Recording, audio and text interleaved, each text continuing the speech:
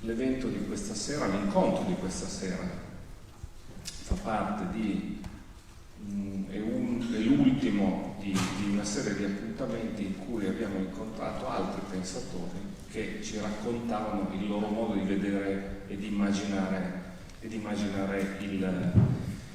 il futuro. Questo di questa sera abbiamo deciso e scelto, la Giulia Coppola ed io assieme, proprio perché, devo dirvi la verità, occupandomi di comunicazione in questi anni, diciamo che il mal di testa è aumentato, perché è molto diverso da quella che ho iniziato a fare quasi 30 anni fa, si è evoluta tantissimo e diciamo che stargli dietro un po' per l'età, un po' per i cambiamenti che ci sono stati è sempre più difficile.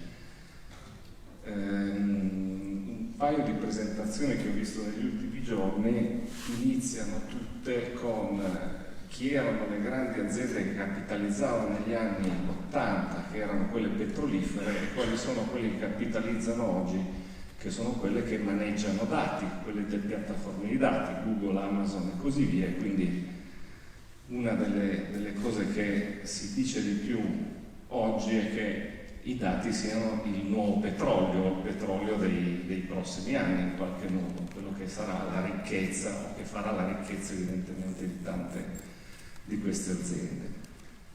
Allora, per poter affrontare, per avere magari un pezzo di comprensione in più su questi temi, abbiamo chiesto a Francesco Marconi, che nonostante il tono italiano in realtà ci parlerà in inglese, perché è figlio di papà italiano e di mamma portoghese, nato in Portogallo, vive da 10 anni in America, ha una moglie americana, un figlio di conseguenza, e quindi utilizzerà una lingua franca in qualche modo. Prima ci raccontava che ormai sogna anche in inglese, quindi l'abbiamo definitivamente perso per certe cose, ma sicuramente un uomo globale, un uomo del mondo.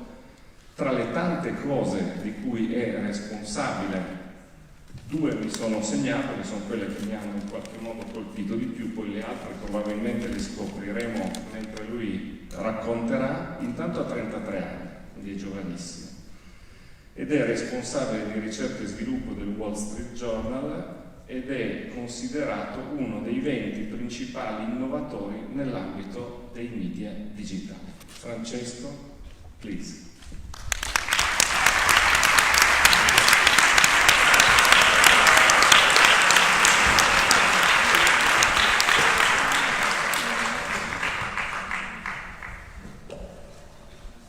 So, good evening. It's a pleasure to be here in Torino.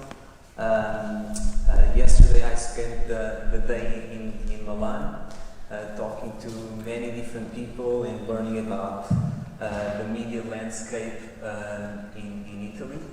And today I want to talk about storytelling. And I want to talk about the future of storytelling, how it will look like in the age of algorithms, in the age of artificial intelligence and data.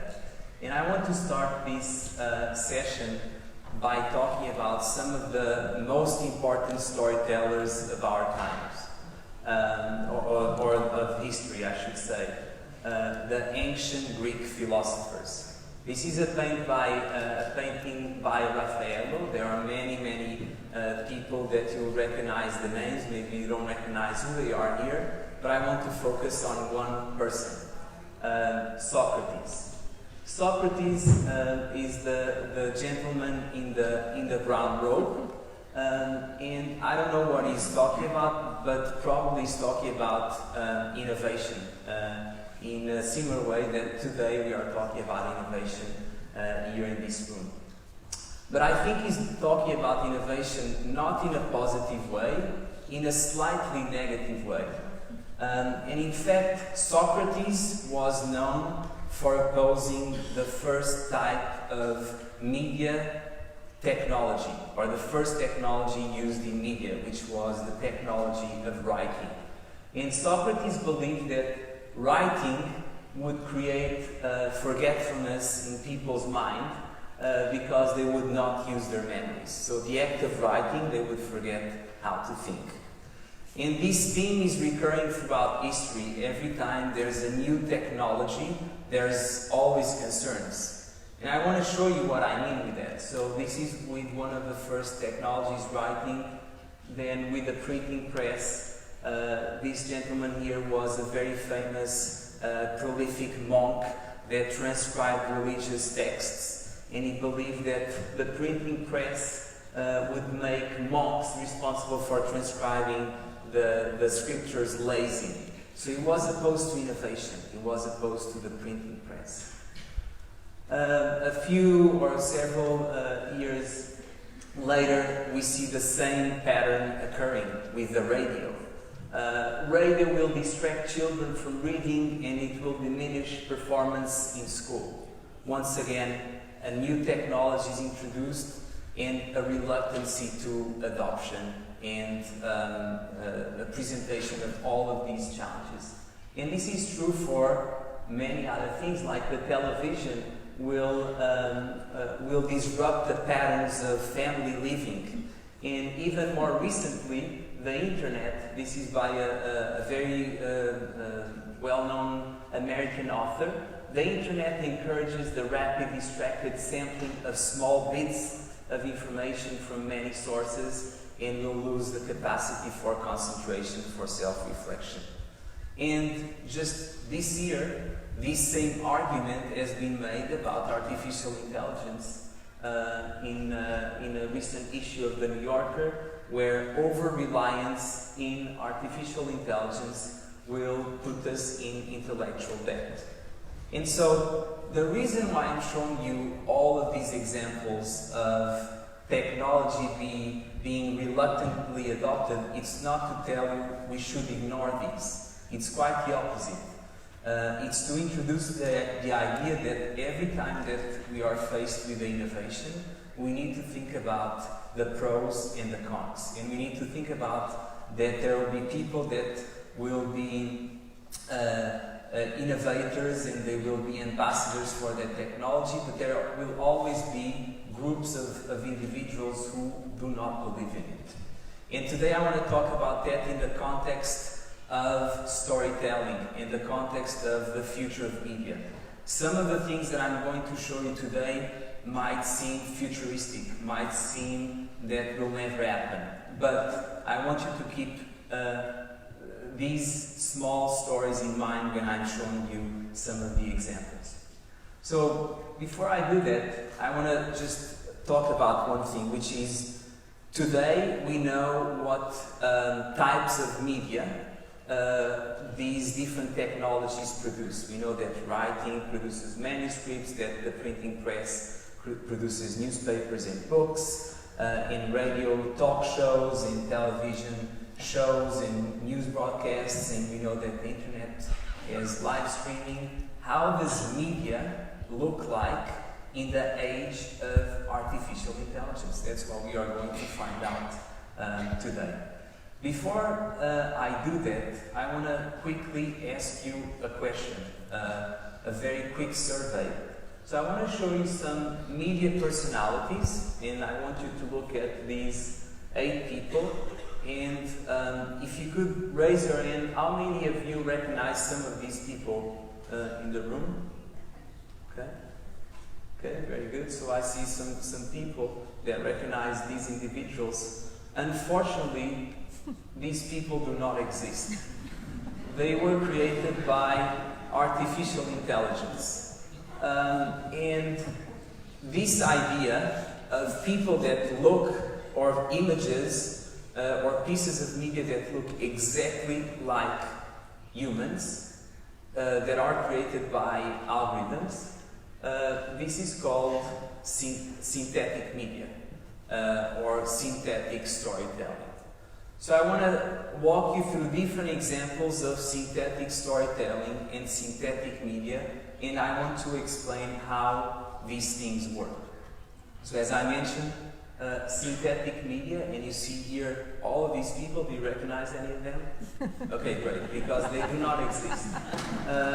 So synthetic media is text, voice, audio, video that is automatically produced by algorithms. And what I want to do now is to try to explain to you in non-technical terms, in a way that anyone can understand, how these images, how this content is produced. A new type of algorithm that is called generative adversarial networks has two components. So think about a generator that is trying to create the image, and on the other side of the algorithm there's these two components. There's a discriminator that is trying to understand whether that image seems real or not. And so this is an iterative process where the generator says, well, I created this image. Does this look real to you? And the discriminator looks at it and says, no, this doesn't look real, this is fake. And then again, the generator goes with the feedback and he proves it. How about now? Does it look real? And the discriminator says, nah, it looks fake, it's blurry, it's not well done. Until a point where the generator creates the image and the discriminator says, yeah, it's accurate, I believe in you. And so this type of algorithm works in almost real time. So this process that I described happens very quickly in the background, where you have these two pieces of the algorithm competing against each other, trying to trick the other part of the algorithm into believing that they are real. Okay, perfect. And so how, maybe it's an interesting thing, it's an interesting innovation, but you may be asking, how is this being used in real life, or at least by companies or journalism institutions or storytellers? And I'll show you a few examples.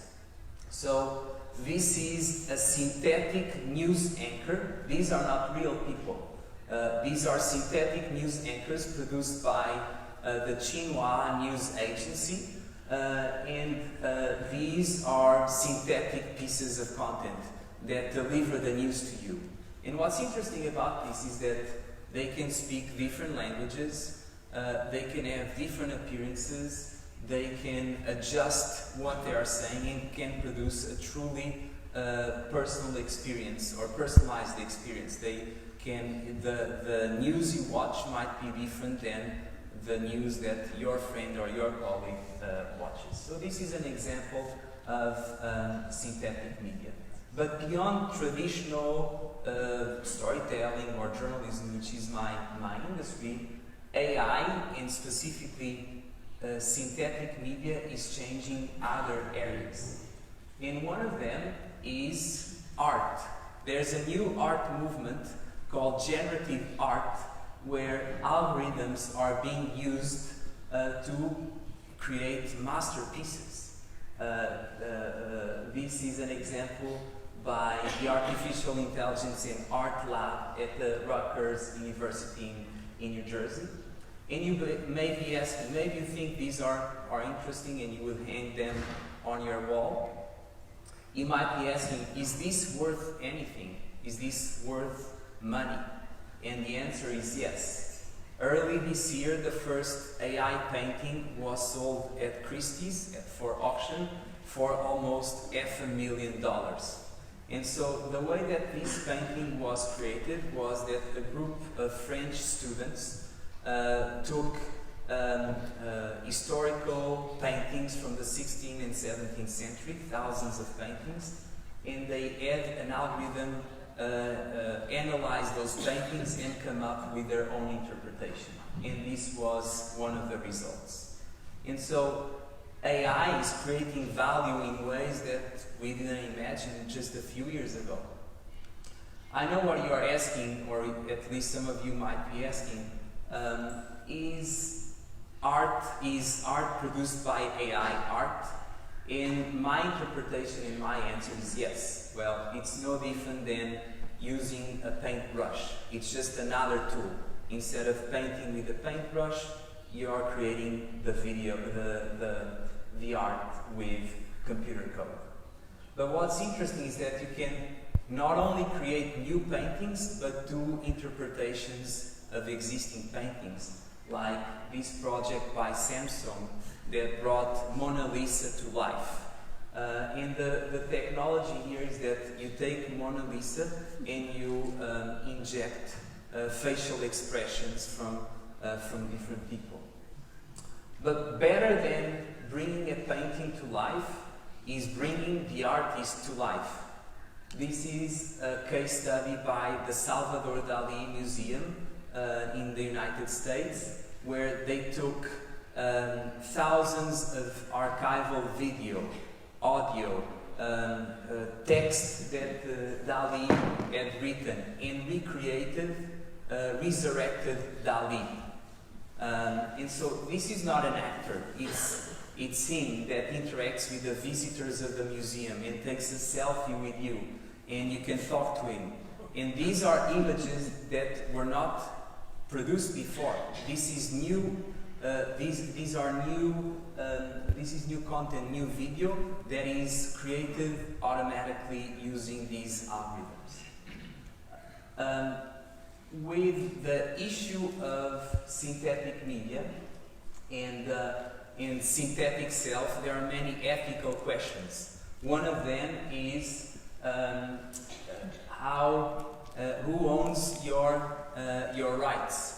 So if suddenly I take many photos and videos of you from online and I recreate a digital version of you, who owns your rights? So one way of thinking about it is that it's no different than publicity. So celebrities license or sell their image, their brand to companies. And this is becoming a big business. In 2012, a rapper, a musician from the United States that died many years ago was resurrected through an hologram. And the way that the company that produced the hologram was able to do this is that they paid the estate, the company that owned the rights to this artist. The example with Dali, they had to ask permission from the Salvador Dali Foundation in Spain. So there are many issues. If we think about today's issue with intellectual property and data privacy, that's just the beginning. This is going to make things way more complex than before. Beyond images and videos, AI can also write movie scripts. This is a screenshot of a movie called Sunspring, which was written by an algorithm. What the algorithm did was to collect thousands of movie scripts and created its own movie, and then humans and actors did the acting for this movie. But AI can also write something else that all of us consume, which is news. These are two examples of news articles that are automatically written with algorithms, specifically using a category of algorithms called natural language, which essentially is able to recreate how humans write. And the way that it works is that if you have data, if you have structured data organized in rows and columns, so think about financial data or sports data or weather data, the algorithm takes that data and is able to transform it automatically into a story, and it will read like a human. Since I know many of you are journalists in the audience, I wanted to say a few words about the world of AI in journalism. Essentially, there are two approaches to implementing artificial intelligence in journalism and in newsrooms. One is that of automation. So creating content at scale, like the example of the news articles that I showed you. And that requires little human intervention. The other one is augmentation, so using these technologies to enhance the work of human journalists, helping them find hidden insights, helping them research much faster. And the role of AI in the newsrooms shouldn't be that of replacing humans with machines. In fact, the goal should be to free humans from very time-consuming, very repetitive tasks, so they can focus on more creative work. They can do investigations, they can develop multimedia, they can attend conferences, and so on. And in fact, there are new jobs being created in news organizations as a result of artificial intelligence. One of them being computational journalists, data scientists, machine learning engineers, and so on. Of course, we shouldn't just implement AI in journalism without thinking about it. There are many ethical and transparency considerations. One of them is every time that a piece of content is created using an algorithm, there should be a disclaimer communicating to the public that in fact this content was produced automatically. And it's no different than when you're writing a story and you are mentioning a source, or you are mentioning a data point or a research study, you should explain how you derived that conclusion. So transparency is crucial. But there are other interesting uses of AI in journalism. This is a fascinating example from the BBC that was able to make one of their news anchors speak 3 different languages that they didn't speak. So the news anchor speaks English, and using facial recognition in computer vision software, you have another person that is controlling the movements of the mouth. And so the person is able to, the journalist is able to speak these languages, although he has never learned them. And so this is important because it can help reach new audiences that might not have news. And this applies to not only journalism, but to the world of communications, to the world of marketing, and so on. But if there are, I talked a lot about the positive use cases of artificial intelligence in media and storytelling. You can already imagine that this technology can be used for bad things. So the same way that you have that person controlling the leg movements of the news anchor, you could use it to other purposes. And this is a very important warning for this presentation today, which is the next generation of fake news will be powered by artificial intelligence. So let me take a moment to just explain what you are seeing here. On the top left, you have a source actor that has a camera pointed at them that is detecting the facial expressions. On the bottom, you have a video of George Bush that is going to be modified. And the result is that the actor at the top is controlling the movements of the former president of the United States. So you can imagine how this is dangerous for journalism, for society, for democracy, when suddenly videos, which were almost the last resource for truth, because you could see it, it was in front of you, they start being modified. And it's not only facial movements, it can actually, this technology, artificial intelligence and deepfakes can do much more. Just a quick summary or a quick distinction is that if synthetic media is the force for good that can help do all of these different things and reach new audiences, deepfakes is the force for evil that is using AI for circulating misinformation and deceit. So I showed you a few examples of facial expressions being altered. I want to show you a few others. Before I do that, just a quick summary. So deep fakes are videos, images, audio that are altered with artificial intelligence with the goal, with the intentional goal of deceiving an audience believing into something happened, right? And so the problem with deepfakes and the problem with proliferation of artificial intelligence is that now this technology is easily available to anyone. You know, this type of, call it special effects existed for a long time in Hollywood.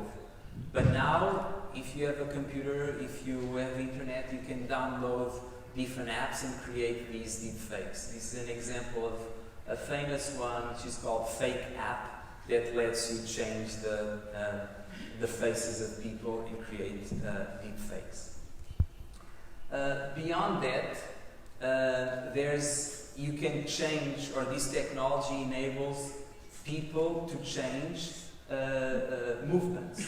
So this is a research by the University of Berkeley, where they mapped how a ballerina moves. And you see in the left the pose. And then what they do is that they take that pose, or that mathematical formula, and they just oppose it into real people. So those two people on the right, they are students, they are researchers, they don't know how to dance, and suddenly they are professional ballerinas. This is from the University of Berkeley. One of my colleagues traveled to California, where this university is based, and he applied this concept. This is my colleague on the right with a blue t-shirt, and he applied the technology to Bruno Mars, which is a very famous singer, and he ended up dancing like Bruno Mars, although he's not very good at dancing. But now he's very popular in the office because he knows how to dance. But all of these to show you that you could use this technology to place someone in or do something that they didn't actually do. So how do we live in this post-truth era? And I think this is only the dangers of this technology are only going to accelerate. I want to show you a concept that was presented at the conference at MIT, where the deep fakes are done in real time. And I think this is important because if you think about the proliferation of technologies like 5G or the introduction of super quantum computers that have more computing power, you could potentially do this type of deep fakes in real time. And that's a real danger. So I'll just show you a few seconds of this journalist being deep faked in real time into Vladimir Putin. Mr. President, hello, Mr. President, can you hear us? Здравствуйте. Да, я слышу прекрасно. Hello, Cambridge. Good morning. Thank you, Mr. President. It's wonderful to have you here.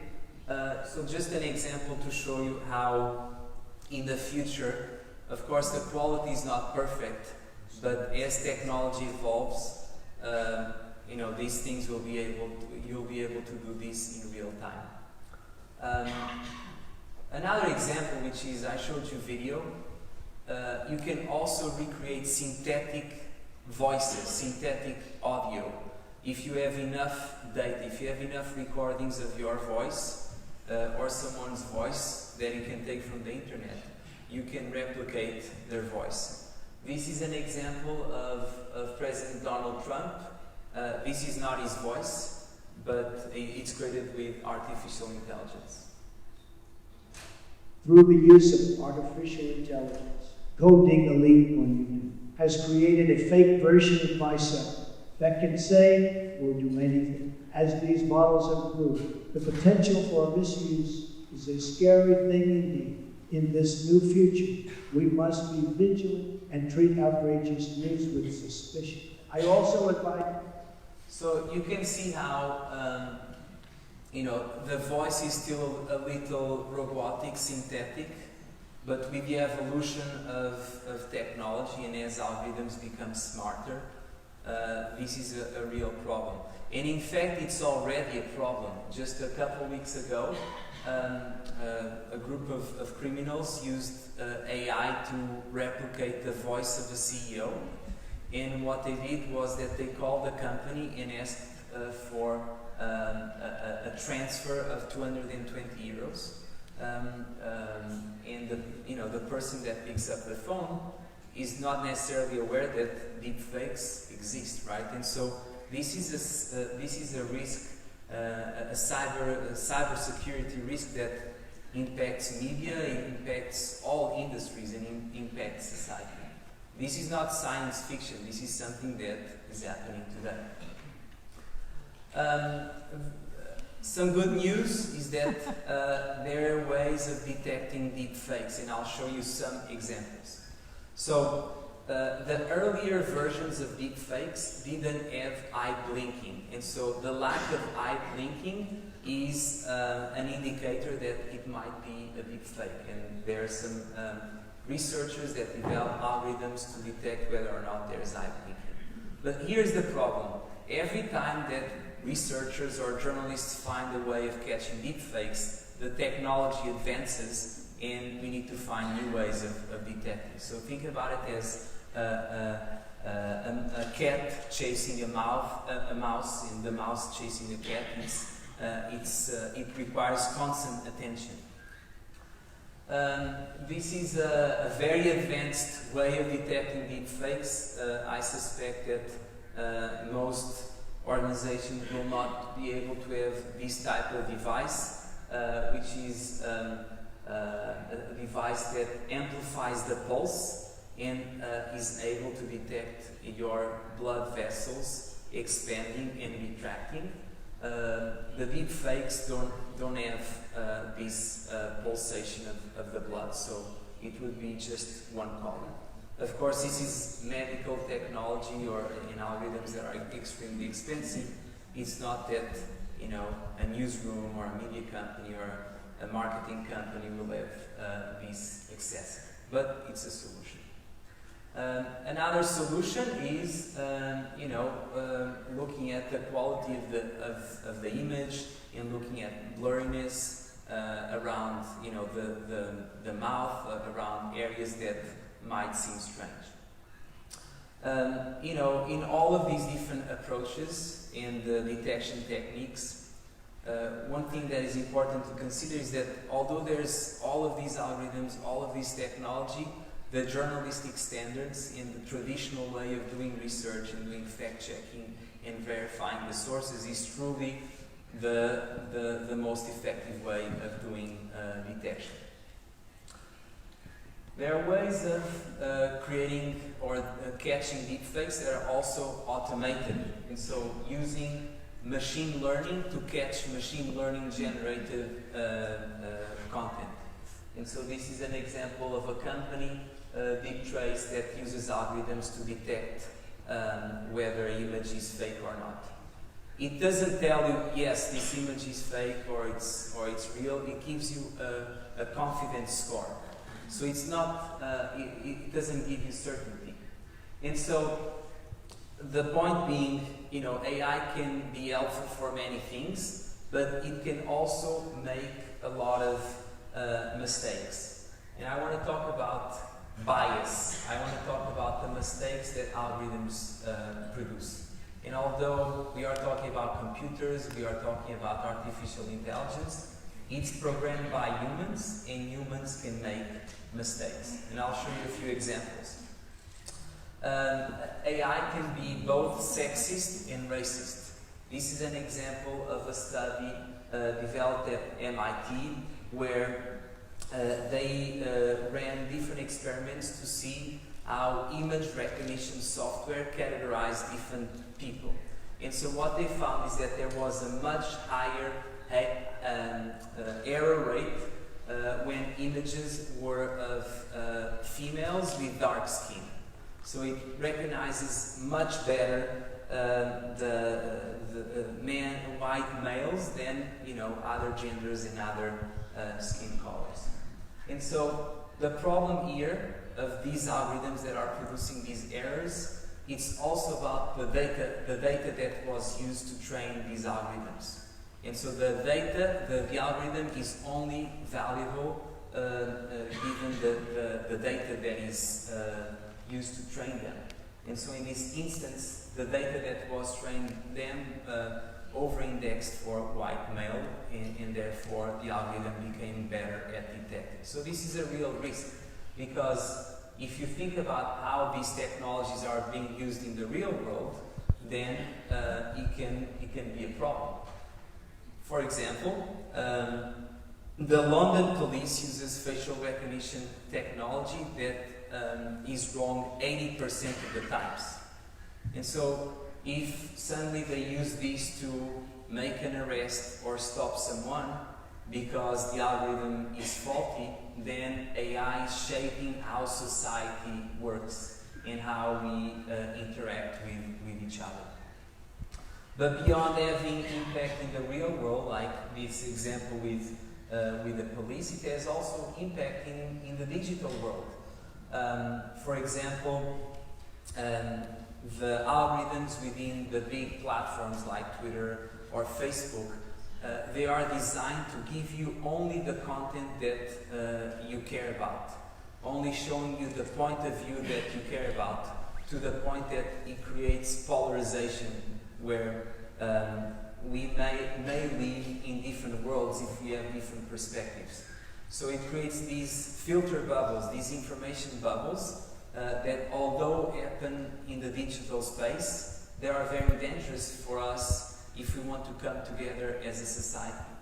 Another example still in the digital world is Google developed an artificial intelligence tool that is used by journalists to help them moderate the comments in news articles. And that algorithm was found to be racist. It more often flagged comments as bad comments when they were written by African Americans. And so this is it's creating all of these different issues, and it's not about just the digital world. It's about how it impacts our lives, how it impacts society. And so the question is, what should we do about it? Are there solutions for the risks? During the Industrial Revolution, there were some of these concerns when companies or factories started introducing machines. And the solution then was to, you can see this image very well, was to destroy the machines. The Luddites destroyed all the machines as a solution for these problems that technology would bring. I don't think that's the solution in our case. We shouldn't revolt against the machines, we shouldn't revolt against the data-driven world, but instead we should consider a very important idea, which is tech humanism. And tech humanism is essentially the school of thought that says that we should think about people and society before thinking about technical possibility.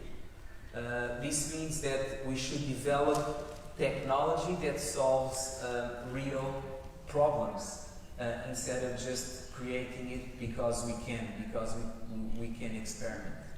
And in the world of AI, there's this current which is called human-centered AI, which is to develop AI with human standards in mind. So understanding what makes people human, understanding the ethics, understanding who we are as individuals.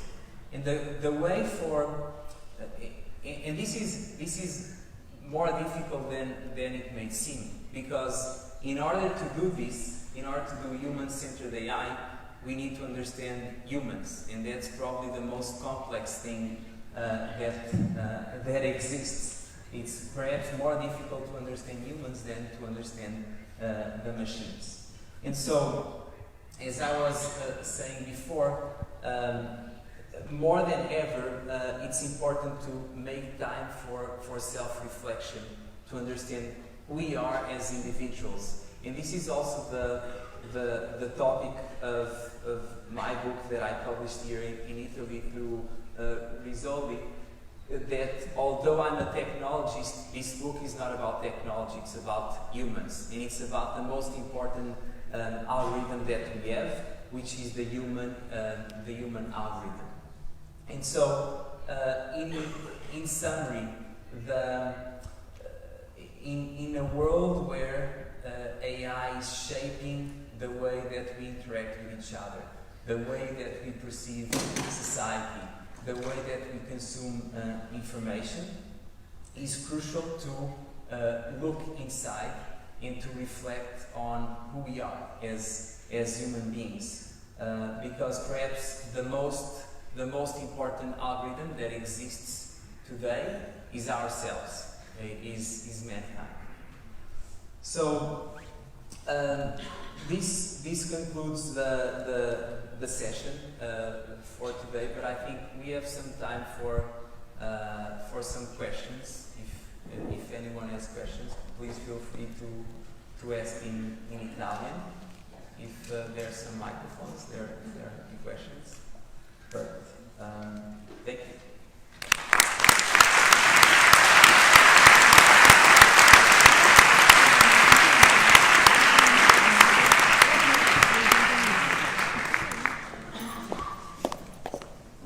Good evening, Francesco.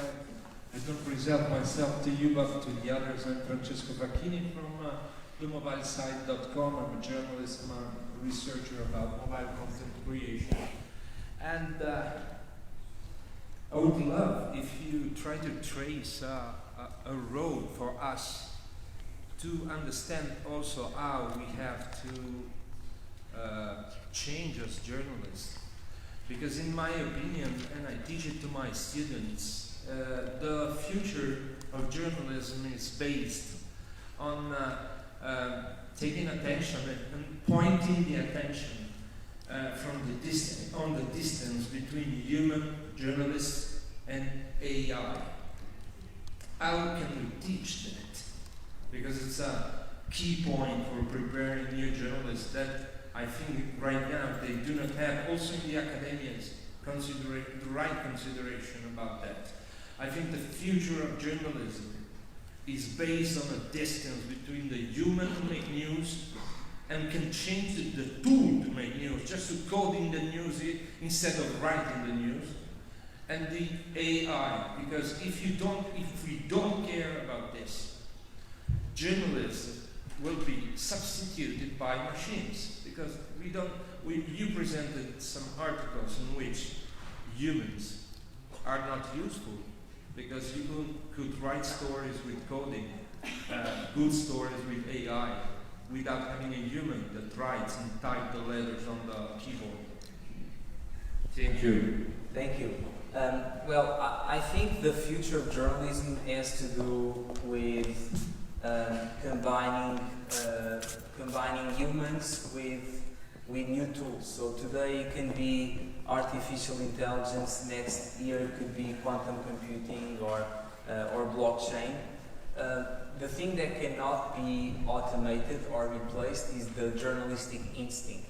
And although you can create some stories automatically, you can't, for a lot of types of stories like features or investigations, that's really difficult. I think the ingredient that you are talking about, that gap between stories that can be created by AI and stories that can be created by humans, is empathy and trust. And if we focus on that, I think it's a winning plan, because if we are able to connect with each other through storytelling, then that creates a powerful connection. And think about, many of these stories are data-based. Data is cold, storytelling is warm.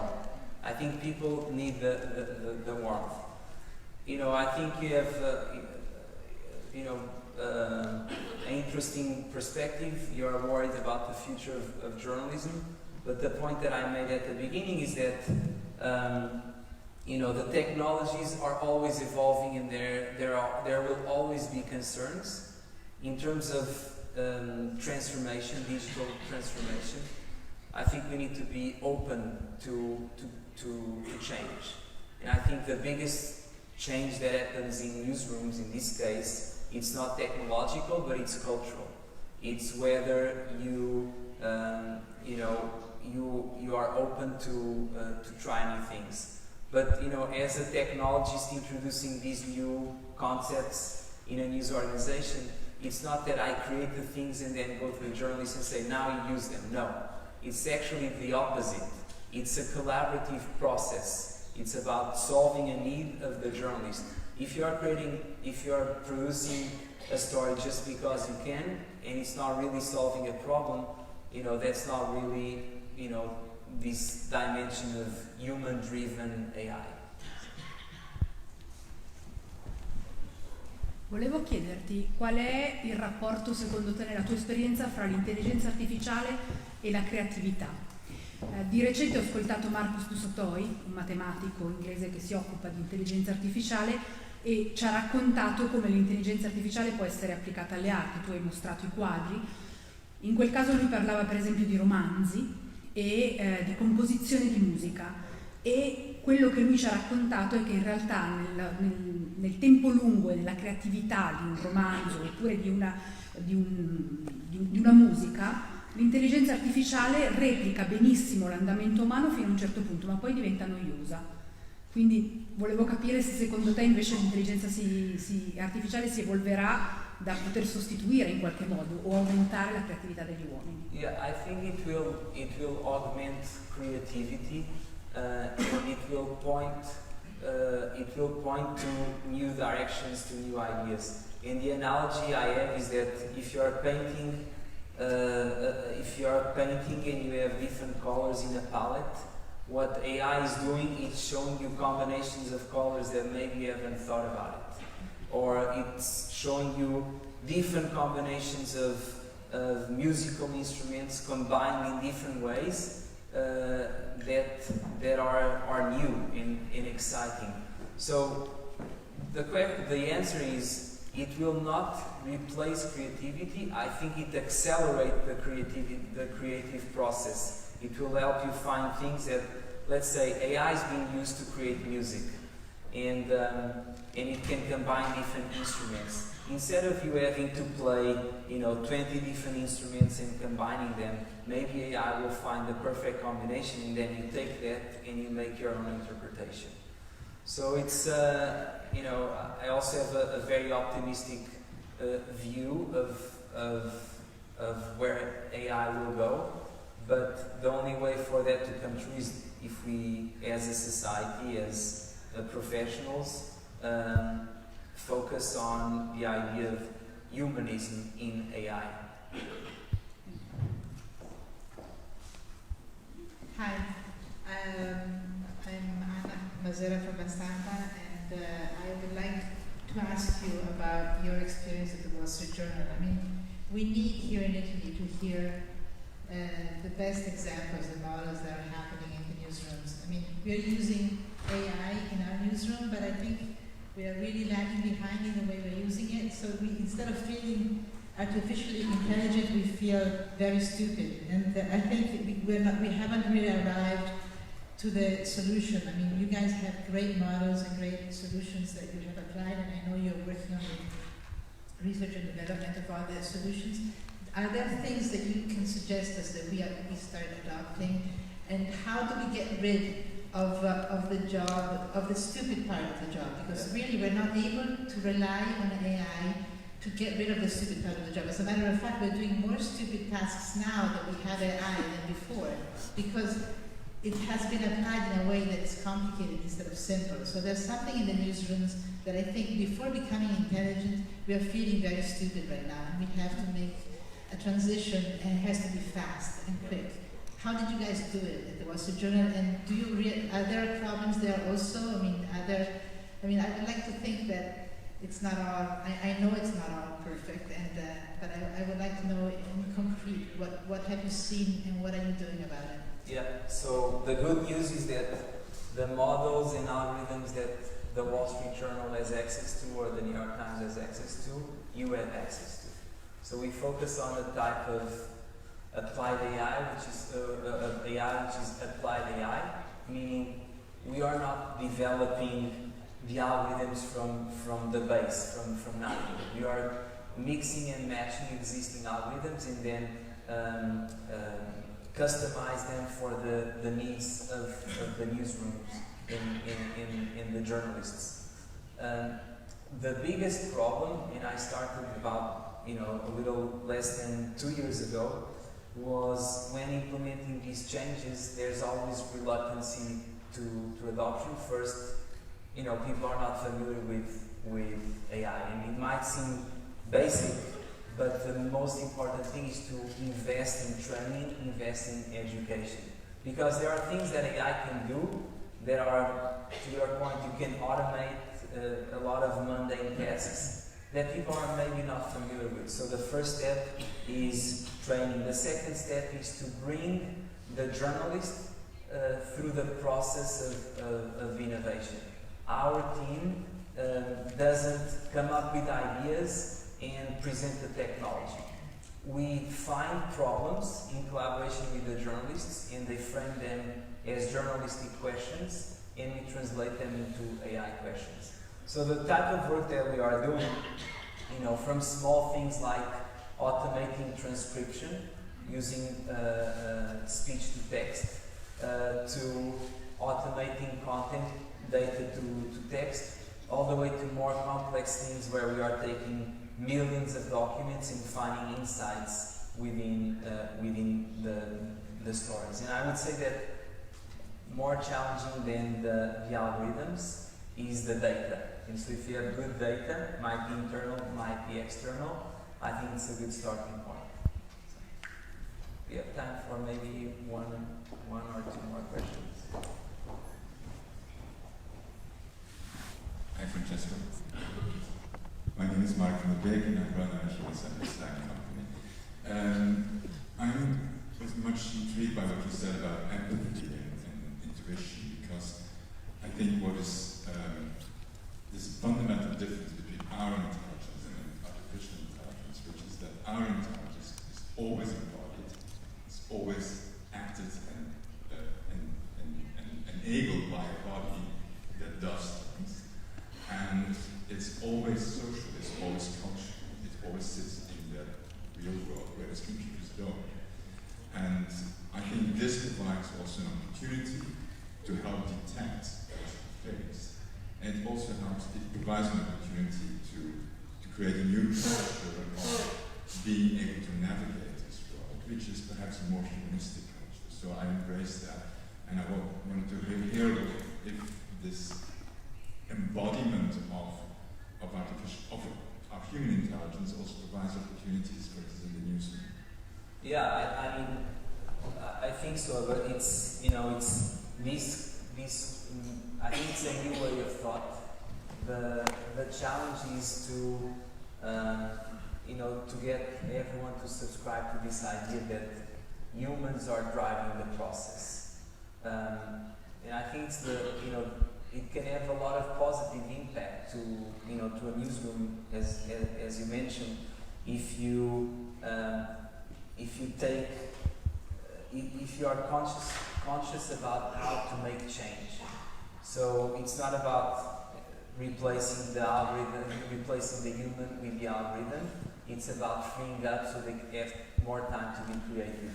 And with that time to be more creative, you can even augment that time through machine learning and through all of these different techniques. I'm hopeful that this notion of tech humanism will take off, but I also think it's an issue that schools, need to teach students, young children in high school and in universities, to explain the dangers of the new era, of the data-driven era, but also journalists have the responsibility to communicate this. In addition to using the AI, we need to report on it.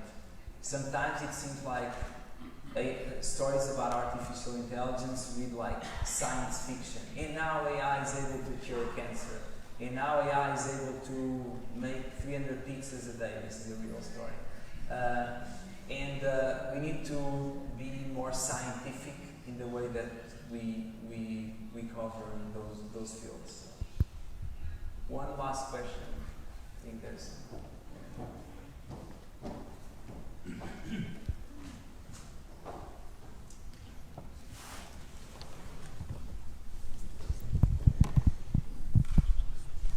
Hi, Francesco. I'm just a young professional, a journalist or anything, but I just wanted to know what are the precautions you think one can take in their own personal space or like personal field to avoid being trapped in becoming a deep fake or having an identity theft problem with the whole issue that we've been talking about? Yeah, that's a great question. The challenge is that when social media appeared 10 years, 12 years ago, we were not very conscious of the potential risks of having all of that data out there. And so the risk is that I have a lot of photos and videos and posts that are public, and there's a real danger that someone can take those photos and do something with it. There are technological solutions. So, for example, blockchain is being used to watermark your photos and protect them in case that they are changed, and you're able to see what was done with it. There's new regulations. So I think yesterday or 2 days ago, California passed a law that forbids the creation and distribution of deep fakes.